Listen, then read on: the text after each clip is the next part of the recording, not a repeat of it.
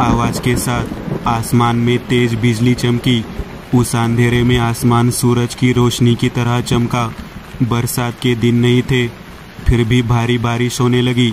JCB की सहायता से खुदाई करने वाले सभी लोग जल्दी से अस्थायी रूप से बनाए गए शेड के नीचे जमा हो गए।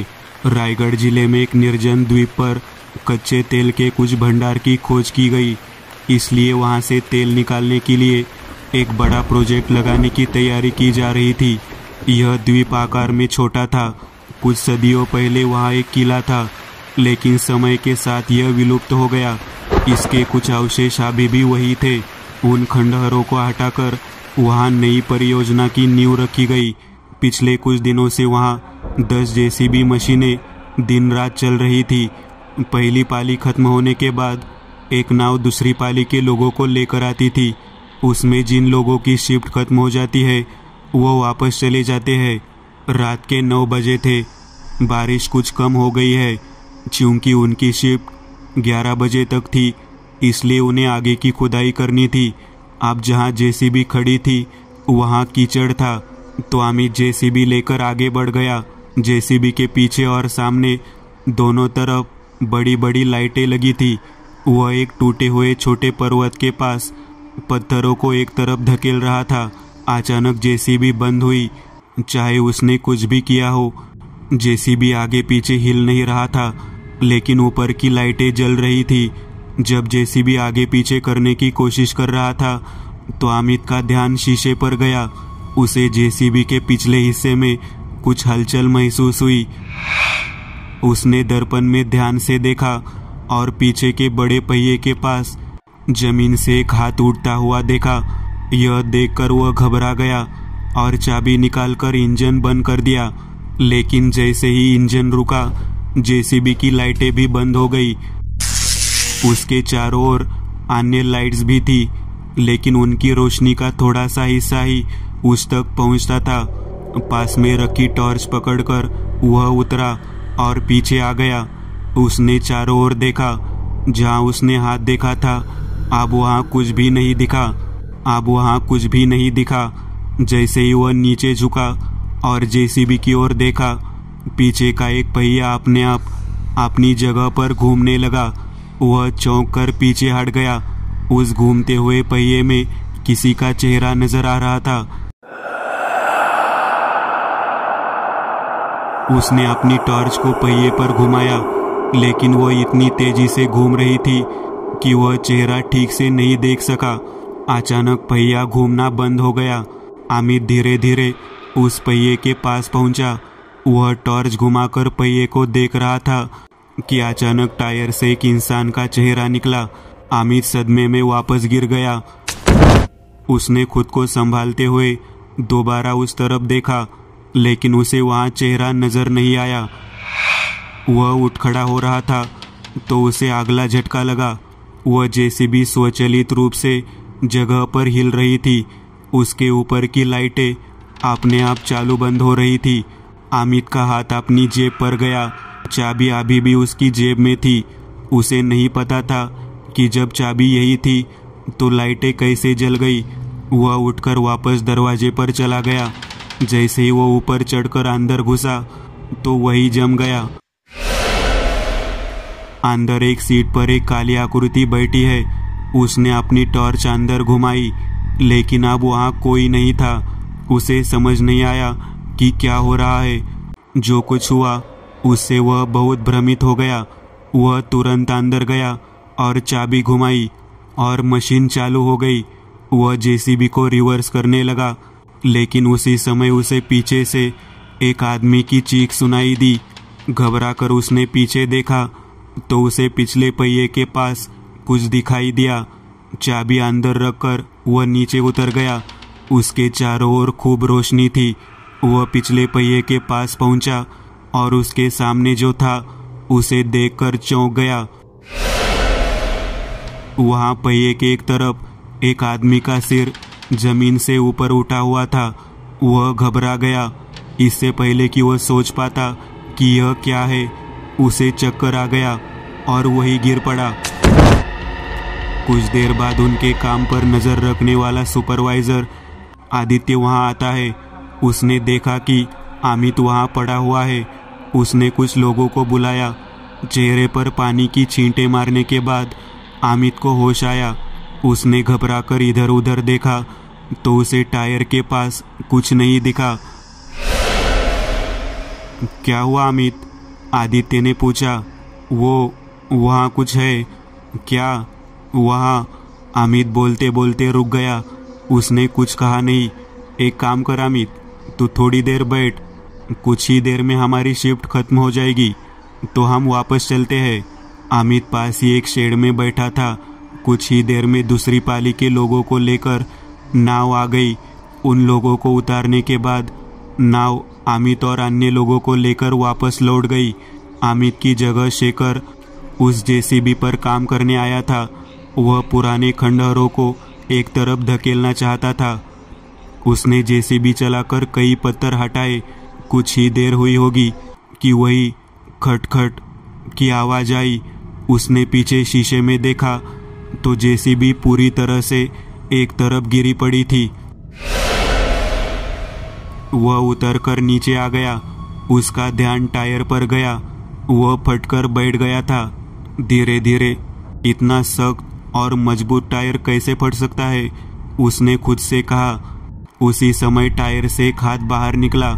शेखर चौंक कर पीछे हट गया। धीरे धीरे अपने हाथ से टायर को एक तरफ किया तो उसमें से एक काली आकृति उभरी। यह धुएं के रूप में एक मानव शरीर था।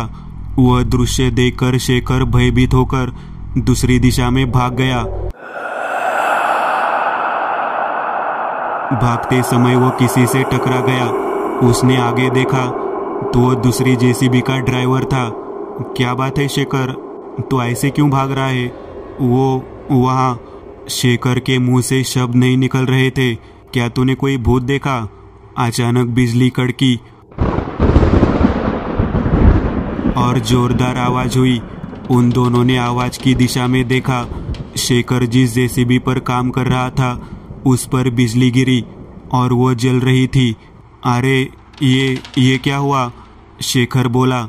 तू बच गया बेटा, लेकिन ऐसी बिजली, यहाँ कुछ अलग है। जैसे ही शेखर बोला जमीन थोड़ी हिल गई। उसी समय दूसरी ओर से जोर की आवाज सुनाई दी। दोनों ने उस तरफ देखा। एक जेसीबी वैसी ही जल रही थी। उधर से कोई उनकी ओर दौड़ रहा था। वह सखाराम था। हाँफते हुए वह उनके पास आकर रुक गया। क्या रे सखाराम, ये क्या हुआ? अरे मुझे नहीं पता, मैंने कुछ आवाज सुनी और देखने के लिए नीचे गया। अचानक ऊपर से बिजली गिरी। शेखर ने कहा। यह सब क्या हो रहा है? इसी बीच नाइट शिफ्ट का सुपरवाइजर दिनेश उनके पास आया। क्या चल रहा है ये सब? सर, कुछ समझ नहीं आ रहा। गर्मियों के दिनों में बिजली कहाँ से गिरनी शुरू हुई? एक काम करो, सारे लोगों को बुला लो, कह दो कि आज रात काम बंद करने का आदेश है। शेखर और सखाराम ने बाकी सभी ड्राइवरों को बुलाया। सभी लोग शेड में रुक गए। कोई किसी से बात नहीं कर रहा था। शेखर को पता था कि स्थिति सरल नहीं है, लेकिन अब आगे क्या सर? यह काम करने के लिए अच्छा माहौल नहीं है। मैं नहीं चाहता कि कोई मरे, इसलिए आज रात यही रुको। समुद्र की लहरों की आवाज बढ़ती जा रही थी। बिजलियां चमक रही थी। दिनेश ने सुपरवाइजर के मुखिया को बुलाया। उन्हें घटना के बारे में बताया। लेकिन दिनेश, यहाँ तो बहुत अच्छा माहौल है, वहाँ ऐसा क्या हुआ? मुझे कुछ पता नहीं सर, लेकिन मैं अभी यहाँ काम नहीं कर सकता। दिनेश ने आसपास का वीडियो बनाना शुरू कर दिया। उसी समय उसके कैमरे के सामने एक भयानक लाल चेहरा दिखाई दिया। उसके हाथ से मोबाइल गिर गया। जब उसने वीडियो शुरू किया तो उसमें कुछ भी रिकॉर्ड नहीं था। रात के 1 बजे थे। उस शेड में दिनेश और 10 अन्य जेसीबी ड्राइवर बैठे थे। बीच बीच में बारिश भी हो रही थी, लेकिन बिजली चमक नहीं रही थी। दिनेश ने कहा, मुझे लगता है कि आप काम शुरू करना ठीक रहेगा, लेकिन सर, अगर ऐसा कुछ दोबारा हुआ तो? शेखर ने पूछा। तो फिर तुम काम करना बंद कर दो, मैं देखूंगा कि आगे क्या करना है। बाकी सभी ड्राइवर जेसीबी के पास चले गए। उन्होंने काम करना शुरू कर दिया। शेखर और सकाराम 2 अन्य लोगों के साथ काम कर रहे थे। शेखर दूसरी जेसीबी लेकर उस जगह आया जहां वह काम कर रहा था। जेसीबी चालक हेमंत उसके साथ था। शेखर ने जेसीबी आगे बढ़ा दी। वहां खुदाई का एक हिस्सा बचा हुआ था। खुदाई करने वाली मशीन जेसीबी के बगल में लगी हुई है। उसने उस हिस्से को मीनार की एक दरार में डाल दिया, लेकिन कुछ करने के बाद भी वह हिस्सा अंदर नहीं जा रहा था। उसने अपनी पूरी कोशिश की। आखिरकार जेसीबी का पिछला हिस्सा उठना शुरू हो गया, लेकिन उस मीनार के दरार में कोई फर्क नहीं पड़ा। उसने खुदाई करने वाले मीनार से वापस खींच लिया। उसी क्षण मीनार से खून की धारा बह निकली। दरारों से खून बहने लगा। शेखर और हेमंत दोनों ने सामने की लाइट की रोशनी में यह दृश्य देखा। उन्हें नहीं पता था कि क्या करना है। वे दोनों अपनी जगह पर जमे हुए थे। धीरे धीरे खून का पुल जेसीबी के अगले पहिए के पास आ गया। खून लगते ही टायर फट गया और जेसीबी आगे की ओर झुक गई। उसी समय जेसीबी की लाइटें फट गई और हर तरफ अंधेरा फैल गया। वे दोनों घबराकर नीचे उतरे और छप्पर की ओर भागे। दिनेश वही बैठा था। क्या हुआ? तो ऐसे भागते हुए क्यों आया? जैसे तैसे उन्होंने दिनेश को घटना बताई। क्या? ऐसा कैसे हो सकता है? चलो वही देखते हैं। हम वहाँ नहीं आएंगे सर। वहाँ का क्या? हम यहाँ काम करने वापस नहीं आएंगे। अच्छा रुको, मैं देखता हूँ। कहते हुए दिनेश छोटी टॉर्च लेकर उस तरफ चला गया। जैसे ही वह जेसीबी के पास पहुंचा, उसने देखा वहाँ एक प्रकार का तीव्र दर्द फैला हुआ है। वह एक तरफ हट गया, टायर फट गया और अगला पहिया मिट्टी में फंस गया। उसके नीचे गीला खून दिख रहा था। दिनेश ने टॉर्च को खून की दिशा की ओर बढ़ाया। धीरे धीरे उसकी टॉर्च की रोशनी मीनार पर गई और दिनेश चौंक गया। मीनार के पास एक दुबला पतला बूढ़ा आदमी बैठा था। उसने लाल और काले रंग के कपड़े पहने हुए थे। काली और सफ़ेद जटाएं उभरी हुई थी। वह मीनार पर टिककर बैठा है। उसके घुटने ऊपर थे, गर्दन नीचे थी और दोनों हाथ उन घुटनों पर मुड़े हुए थे। वह खून उसके नीचे से बह रहा था। आप कौन है? दिनेश ने कहा, लेकिन सामने से कोई जवाब नहीं आया। उसी समय जेसीबी का ऊपरी हिस्सा अपने आप दिनेश की ओर बढ़ गया तो जेसीबी का आर्म उसकी तरफ आ गया। दिनेश एक तरफ कूद गया। जेसीबी का ऊपरी हिस्सा तेजी से घूमने लगा। दिनेश का ध्यान मीनार की ओर गया। वह आदमी वही बैठा था।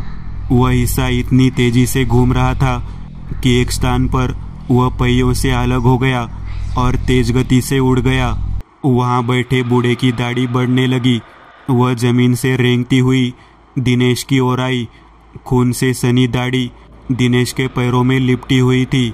वह उठने की कोशिश कर रहा था, लेकिन उठ नहीं सका।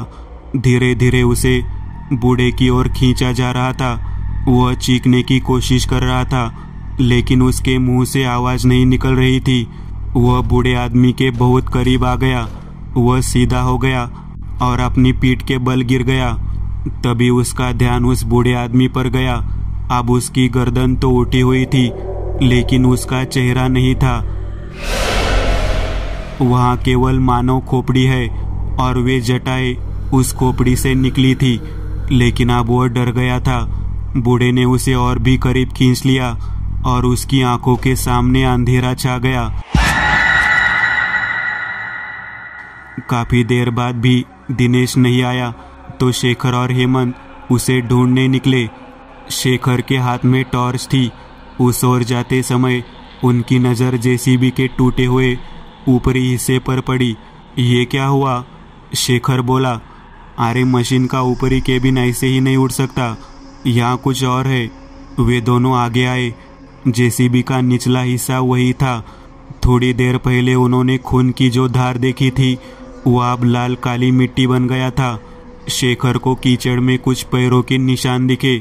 पैरों के निशानों के पीछे मशाल लेकर वह थोड़ा आगे चला गया। उसके पीछे पीछे हेमंत भी आ गया। वे मीनार के पास पहुंच गए थे। वहाँ खून का कीचड़ और गहरा हो गया। धीरे धीरे उसने टॉर्च को आगे बढ़ाया और वह वहीं पर जम गया। उसकी मशाल अब मीनार के निचले हिस्से पर पड़ी हुई थी। सामने का मंजर देखकर उसके पैरों तले जमीन खिसक गई। पीछे से आ रहा हेमंत भी आंखों में आंसू लिए आगे की ओर देख रहा था। जमीन से 4-5 फीट ऊपर मीनार में था दिनेश का आंशिक शरीर। शरीर का आधा हिस्सा मीनार के अंदर फंसा हुआ था और अगला हिस्सा कमर से बाहर लटक रहा था। उसका शरीर खून से लथपथ था। उसके हाथ से खून की धारा बहकर जमीन पर गिरकर लुप्त हो रही थी। यह क्या मामला है? हेमंत डरते हुए बोला। शैतान, शैतान यहाँ है, भाग हेमंत, कहकर शेखर भागने लगा। उसके पीछे पीछे हेमंत भी दौड़ रहा था। वे दोनों द्वीप के मध्य में आए। वहाँ कुछ और जेसीबी चल रही थी। शेखर के चिल्लाने पर सबका काम रुक गया। उसने जो देखा वह सबको बताया। सभी लोग दौड़ते हुए उस मीनार के पास आए। वही दिनेश का शव भी लटका हुआ था। एक ने कहा, इस तरह की चीज निश्चित रूप से भूतिया है। इंसान पत्थर में कैसे खींचा जा सकता है? शेखर ने कहा, मुझे लगता है कि हमें मुंबई फोन करना चाहिए और उन्हें बताना चाहिए कि क्या हुआ। दिनेश सर का फोन उस शेड में होगा। चलो वहाँ चलते हैं। सभी लोग शेड में आए। दिनेश द्वारा इस्तेमाल किया गया कंपनी का फोन वही पड़ा हुआ है। उसे शेखर ने सुपरवाइजर के मुखिया को फोन किया और बताया कि क्या हुआ था। अरे ये क्या बात कर रहा है? नशे में तो नहीं बोल रहा है। वह सामने से बात कर रहे थे। शेखर ने कहा, नहीं सर, हमें नहीं पता कि क्या हुआ। आप हमें जल्दी यहाँ से निकालिए। ठीक है, तुम रुको, मैं देखता हूँ क्या करना है। उन्होंने फोन रख दिया। काफ़ी समय बीत गया लेकिन कोई किसी से बात नहीं कर रहा था। जो हुआ उससे हर कोई हैरान रह गया। इसी बीच सन्नाटे को तोड़ती हुई एक टिटवी छप्पर से उड़ी। उसी समय छप्पर के पीछे से कदमों की आहट सुनाई दी। धीरे धीरे दाहिनी ओर से आवाज आने लगी। हम सब यहाँ हैं। तो वहाँ कौन है? शेखर ने पूछा। जैसे ही वह बोला, जमीन हिल गई। शेड के चारों ओर अनगिनत टिटवियां चिल्लाती हुई घूम रही थी। अचानक उस शेड के एक तरफ से जोर की आवाज आई। सभी ने दूसरी ओर देखा। वहां शेड के पतरे पर इंसान के हाथ के पंजे का निशान दिखाई दिया। सबका ध्यान उधर ही टिक गया। धड़ाम, फिर एक आवाज हुई और उस पंजे के बगल में एक और पंजे का निशान बन गया। यह दृश्य देखकर कई लोग चिल्लाने लगे लेकिन किसी की बाहर निकलने की हिम्मत नहीं हुई। तभी उन्हें नाव पर हॉर्न की आवाज सुनाई दी। शेखर ने कहा, लगता है नाव आ गई है। सखाराम ने कहा, हाँ, लेकिन सब लोग एक साथ बाहर चलो। सभी लोग हाथ में टॉर्च लेकर बाहर निकले। कुछ ही देर में वे किनारे पर पहुंच गए। वही नाव वही खड़ी थी। उसमें से 3 लोग उतरे। वे सब उनकी ओर चल दिए। तुम में से शेखर कौन है? एक ने पूछा। मैं शेखर हूँ। लेकिन आप कौन है? मैं संपत माने, पर्यवेक्षक प्रमुख हूँ। तूने मुझसे बात की है। ये दोनों मेरे बॉस के सहायक है, महेश और केतन। जिस घटना की आप बात कर रहे थे वह कहाँ घटी थी मैं तुम्हें दिखाऊंगा, लेकिन हम में से बाकी लोगों को नाव में बैठने दो। यह जगह अच्छी नहीं है। ठीक है, बाकी सब लोग नाव में बैठ जाओ, हम 4 लोग चलेंगे, संपत ने कहा। वे चारों उस मीनार की ओर आए। शेखर ने उन्हें टॉर्च की रोशनी में दिनेश का शव दिखाया। यह देखकर तीनों हैरान रह गए। मैं तो कह रहा था सर, बात कुछ और है। तू सही कह रहा है। चल अभी के अभी यहाँ से निकलते हैं। वे नाव के पास पहुंचे। महेश और केतन सर, आपको क्या लगता है? संपत ने पूछा। केतन ने कहा, अगर मामला सामने आया तो हमारे लिए बहुत मुश्किल हो जाएगी। अगर पुलिस केस हुआ तो यह योजना को कायम रखना और भी मुश्किल हो जाएगा। मैं बॉस से बात करूंगा, वे हमें बताएंगे कि इसे कैसे हल किया जाए। महेश ने कहा, सभी लोग कंपनी के गेस्ट हाउस में लौट आए। किसी भी जेसीबी चालक को घर नहीं जाने दिया गया, सभी को वही रोक दिया गया।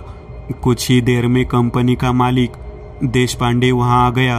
वहां संपत, केतन और महेश से काफी देर तक बातें करता रहा। देख केतन, तू 2 लोगों को ले जा और उस दिनेश की लाश को वही जला दे। यही लगना चाहिए कि वह कहीं गायब हो गया है। दूसरी बात, इन जेसीबी चालकों को कुछ दिनों तक यहाँ से बाहर मत जाने देना। ये लोग बाहर निकलेंगे और ये बात फैल जाएगी। लेकिन सर, मुझे लगता है कि उस जगह पर जरूर कुछ होगा। यानी कि जैसे ही दिनेश की लाश उस मीनार में घुस गई थी, संपत ने कहा, यह निश्चित रूप से कुछ अमानवीय है। यह बात मेरे दिमाग में है। संपत एक आदमी है जिसे मैं जानता हूँ। मैंने इसका उपयोग कभी कभी अनुबंध आदि प्राप्त करने के लिए किया है। कॉन्ट्रैक्ट मिलने के लिए कई बार मैंने उसका यूज किया था। वह इन चीज़ों के बारे में बहुत कुछ जानते हैं। कल उसे वहाँ भेज दूंगा, देखते हैं वहाँ है क्या। सर, क्या आप अब काम बंद करना चाहते हैं? इन 2 दिनों के लिए काम बंद रखें और कुछ नहीं होना चाहिए। इस मामले को ठंडा होने दीजिए। फिर भी चूंकि द्वीप हमारा है, इसलिए वहाँ कोई और नहीं जाएगा। लेकिन आज वो दिनेश का मामला खत्म करो। सुबह करीब 7 बजे केतन ने दिनेश के शव का अंतिम संस्कार कर दिया। वहाँ दिनेश का कोई नामो निशान नहीं बचा था। देशपांडे ने सुबह करीब 11 बजे मार्तंड को फोन किया। उन्हें उचित निर्देश देकर उस द्वीप तक पहुंचने की सुविधा प्रदान की गई। रात 8 बजे के लगभग मार्तंड बहुत सारी सामग्री लेकर उस द्वीप पर उतरा। उनके अवतार, उम्र लगभग 40 वर्ष, लंबे बाल, शरीर पर काले वस्त्र, गले में कई रस्सियाँ, माथे पर काला तिल और कंधे पर एक थैला था। वह एक टॉर्च लेकर द्वीप के मध्य में आए। पूरे द्वीप पर कोई आवाज नहीं थी। अपनी टॉर्च घुमाकर चारों ओर देखने पर उसे दूर एक मीनार दिखाई दी। वह उस मीनार के पास पहुंचा। वहाँ जेसीबी खराब पड़ा है। उसे एहसास हुआ कि यह वही जगह है। उसने बैग से कुछ राख निकाली और मीनार की ओर फेंक दी। वातावरण में कुछ हलचल हुई और राख धुएं जैसी आकृति में परावर्तित हो गई। कौन है तू? मार्तंड बोला। धुआंधार आकृति गायब हो गई। मार्तंड ने अपने थैले से एक छोटा त्रिशूल निकाला। उस पर हल्दी कुमकुम डालकर वह कुछ कदम आगे बढ़ा और मीनार के पास जाकर वहाँ एक दरार में त्रिशूल घुसा दिया। जैसे ही वह हाथ में राख लेकर कुछ मंत्रों का जाप कर रहा था, उसे एक आदमी के हंसने की आवाज सुनाई दी। उसने आंखें खोली, लेकिन आसपास कोई नहीं था। हर तरफ से आवाज आ रही थी। अचानक बिजली कड़की। उस प्रकाश में मार्तंड को कुछ क्षणों के लिए मीनार पर खड़े एक व्यक्ति की आकृति दिखाई दी। उसने बैग से एक नींबू निकाला और किसी मंत्र के रूप में मीनार की ओर फेंक दिया। अगले ही पल नींबू दौड़ता हुआ वापस उसकी ओर आया। वह नीचे झुका। नींबू उसके सिर के ऊपर से उसके पीछे अंधेरे में गायब हो गया। अगला झटका उसे तब लगा जब वह खड़ा हुआ। वह आदमी उसके सामने खड़ा था। लाल और काले कपड़े, सूखे हाथ, मानो खोपड़ी का चेहरा और उस पर लंबी जटाएं। उसका भयानक रूप देखकर मार्तंड भी स्तब्ध रह गया। जैसे वो ऐसा करने ही वाला था, उस आदमी ने मार्तंड की गर्दन पकड़ ली और उसे मीनार के किनारे फेंक दिया। मीनार से टकराते ही मार्तंड की आंखों के सामने अंधेरा छा गया। अगले दिन दोपहर तक मार्तंड का कोई समाचार न मिला, इसलिए संपत और केतन वापस उस द्वीप पर चले गए। हालांकि दोपहर में धूप थी, फिर भी द्वीप पर अंधेरा था। वे दोनों सीधे उस मीनार के पास आ गए। जब वे मीनार के बहुत करीब पहुंचे तो उन्होंने जो देखा उस पर उन्हें विश्वास नहीं हुआ। मीनार की एक दरार में एक छोटा सा त्रिशूल लगा हुआ था और उस पर मार्तंड का कटा हुआ सिर था। उसकी आंखें खुली थी। उसका धड़ मीनार के पास पड़ा हुआ था। यह कैसा भयानक मामला है। संपत ने कहा, चलो यहाँ से निकले, हमें सांप से पूछना है और देखना है कि आगे क्या होता है। केतन ने कहा। केतन और देशपांडे के बीच बातचीत हुई। इसके बाद केतन ने उन्हीं दो लोगों को लिया और मार्तंड के शव को ठिकाने लगा दिया। द्वीप पर काम पूरी तरह से बंद कर दिया गया। एकदंत के घर के सामने अचानक 2 गाड़ियां आकर रुकी। उसमें से 4 लोग उतरे। केशव ने मुख्य द्वार खोला और उन्हें अंदर बुलाया। वे चारों केशव के साथ बंगले के अंदर हॉल में आए। एकदंत उनका इंतजार कर रहे थे। आओ बैठो देशपांडे, एकदंत ने कहा। हमसे मिलने के लिए समय निकालने के लिए आपका बहुत बहुत धन्यवाद एकदंत। समय देना ही पड़ेगा, आप पिताजी को जानते हैं और इतने बड़े उद्योगपति हैं। शर्माओ मत एकदंत, हमें आपकी मदद की जरूरत है। क्या हुआ? देशपांडे ने एकदंत को आप तक जो कुछ हुआ था वह सब बता दिया। दरअसल तुम्हें मेरे पास पहले ही आना चाहिए था। मैं इसमें आपकी मदद ज़रूर करूँगा, क्योंकि आपने देखा है कि यह कितना गंभीर हो सकता है। तुम्हें जो भी मदद चाहिए मुझे बताओ, मैं सब इंतज़ाम कर दूँगा। बस हमें कल उस द्वीप पर ले चलो, मैं बाकी सब चीज़ों का ध्यान रखूँगा। मेरी कार कल तुम्हारे पास आएगी। उन लोगों के जाने के बाद एकदंत ने केशव से कहा, केशव, यज्ञ कुंड के लिए सामान्य लकड़ियों के साथ गायों का सूखा गोबर ले। एकदंत उनके कमरे में गए। वे अगले दिन जाने की तैयारी कर रहे थे। अगले दिन प्रातः 11 बजे एकदंत ने उस द्वीप की ओर प्रस्थान किया। जब तक वे किनारे पर पहुंचे सूरज डूब चुका था। इसके बाद वह, केशव और नावाडी नाव से उस द्वीप के लिए रवाना हो गए। जैसे ही वे द्वीप के पास पहुंचे, अचानक समुद्र में बड़ी बड़ी लहरें उठने लगी। साफ पानी का रंग बदलकर मटमैला काला हो गया था। नावाडी ने कहा, मैं कई बार नाव के साथ यहाँ आया हूँ, लेकिन इस तरह की लहरें कभी नहीं देखी। यह सब हमारे लिए है, एकदंत ने मुस्कुराते हुए कहा। नावाडी उन ऊंची लहरों के बीच बड़ी कुशलता से नाव चला रहा था, लेकिन साथ ही नाव की गति अपने आप कम हो गई। क्या हुआ? एकदंत ने पूछा। ऐसा लग रहा है जैसे कोई नाव को पीछे से खींच रहा है। पूरी गति से चलाने पर भी नाव ठीक से नहीं चल रही है। एकदंत ने टॉर्च वापस घुमाई और नाव के पीछे एक हाथ देखा। जैसे ही उन्होंने मशाल पकड़ी, धीरे धीरे एक चेहरा पानी से ऊपर उड़ गया। उसकी आंखें लाल चमक रही थी, सिर पर बाल नहीं थे, चेहरा बिल्कुल काला था। एकदंत ने मशाल को चारों ओर घुमाया। जिधर उसकी मशाल जा रही थी, उन्होंने वहाँ वही चेहरे देखे। उन्होंने उस नाव को घेर लिया। अचानक नाव डगमगाने लगी। लहरों से पानी अंदर आ रहा था। तेज हवा चल रही थी। मुझे नहीं लगता कि हम यहाँ अधिक समय तक टिके रह सकते हैं। जब नावाडी बात कर रहा था तो नाव एक तरफ झुक गई और केशव उसमें से गिर गया। एकदंत ने उसका हाथ कसकर पकड़ लिया। वे उसे ऊपर खींचने की कोशिश कर रहे थे, लेकिन नीचे से कोई उसे पानी में खींच रहा था।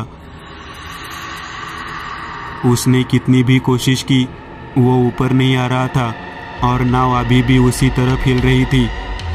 एकदंत ने झट से बैग से एक कूद निकाला।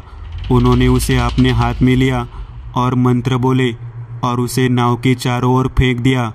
अचानक नाव स्थिर हो गई और केशव ऊपर आ गया। नाव के चारों ओर पानी का काला रंग पहले की तरह बदल गया और नाव तेजी से द्वीप की ओर बढ़ने लगी। एकदंत ने पीछे मुड़कर देखा। वे आकृतियां वहां नहीं दिखी। यह सब क्या मामला था एकदंत? केशव ने चौंक कर पूछा। यह एक जल पिशाची थी। हम नहीं जानते कि यह हमारे पीछे कैसे आई, लेकिन आपातकाल के समय मैंने जल यक्षिणी का आह्वान किया और उनके तेज से हम उसके चंगुल से बच गए। अगर हमारी नाव पलट जाती तो हम पानी में कुछ नहीं कर पाते। कुछ ही देर में वे द्वीप के तट पर पहुंच गए। केशव और एकदंत सारा सामान लेकर नीचे आए। हम दोनों आगे बढ़ रहे हैं, चाहे कुछ भी हो जाए। नाव से मत उतरना। जब काम पूरा हो जाएगा तो हम वापस आ जाएंगे। वे नावाडी को संबोधित करते हुए एकदंत बोले। हर तरफ अंधकार फैला था। एकदंत और केशव के एक हाथ में टॉर्च थी। टॉर्च की रोशनी में वे अनुमान लगाते हुए आगे बढ़ रहे थे।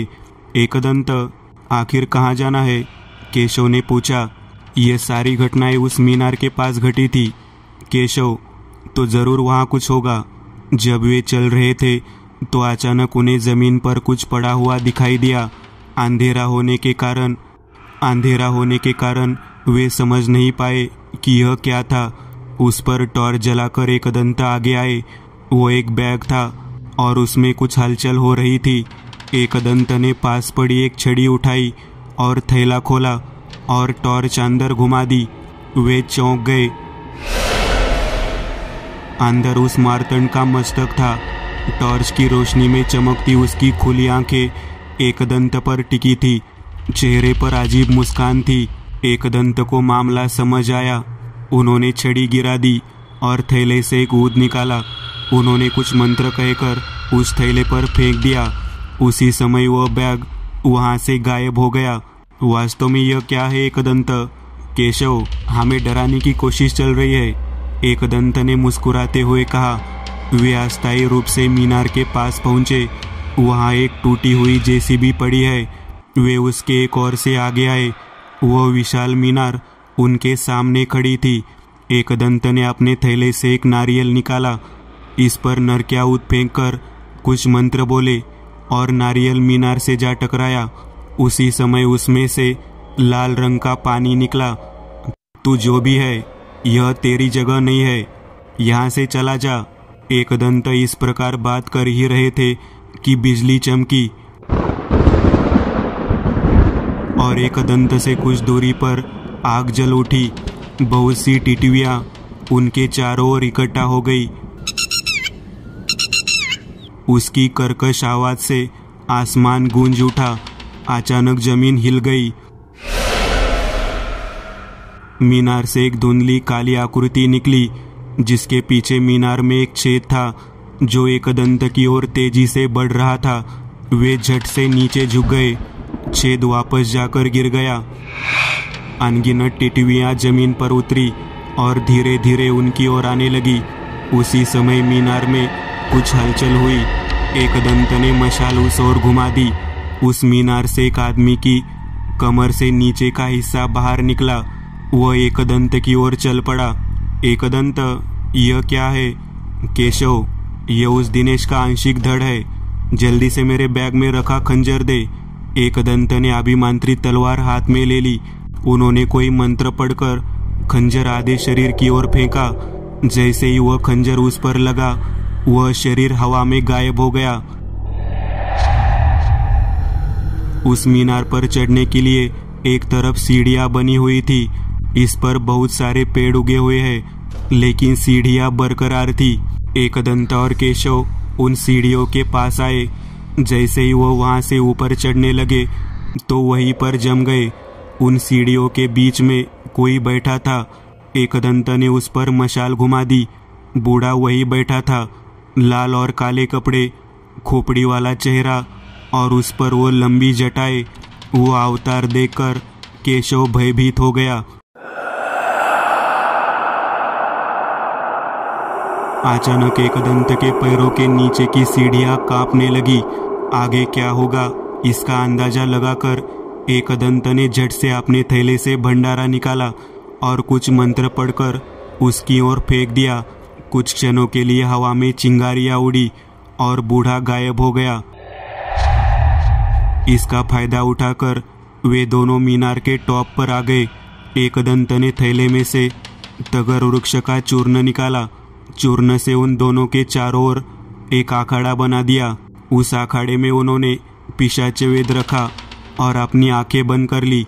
पिशाच वेद की सहायता से उनके लिए किसी वस्तु या भवन का अतीत जानना संभव है।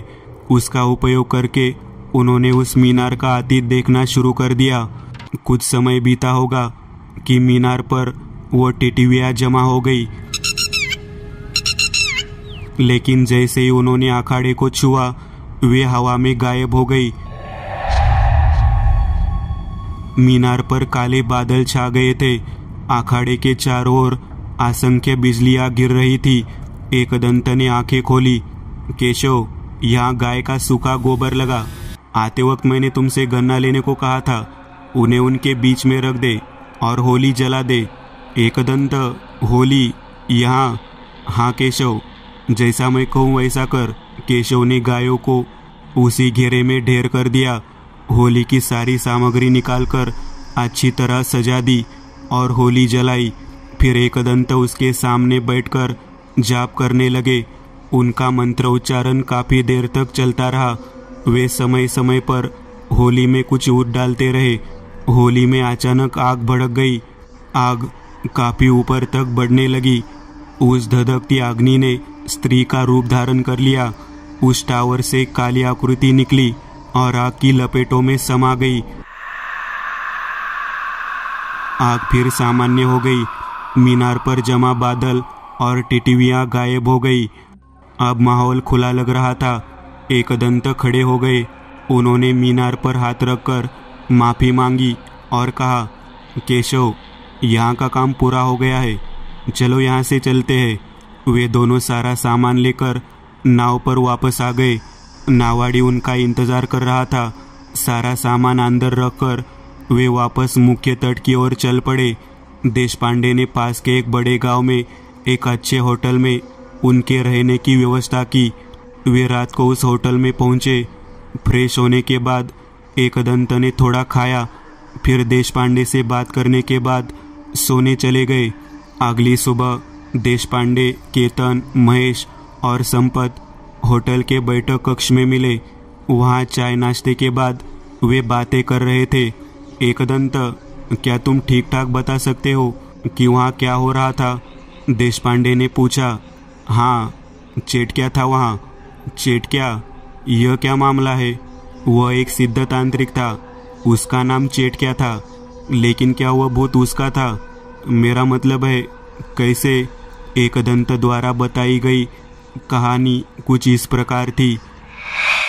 14वीं शताब्दी, यादव साम्राज्य के एक महान अधिकारी आदिराम ने इस किले को समुद्र में एक द्वीप पर बनाने का फैसला किया। पहले मीनार के निर्माण के दौरान उनका काम हर बार खराब हो रहा था। उस समय उन्होंने अपने दादाजी को बुलाया, जो एक सिद्ध मांत्रिक थे। लोग उन्हें चेटक्या के नाम से जानते थे। आदिराम, यह जगह शापित है, तुम यहाँ किला नहीं बना पाओगे।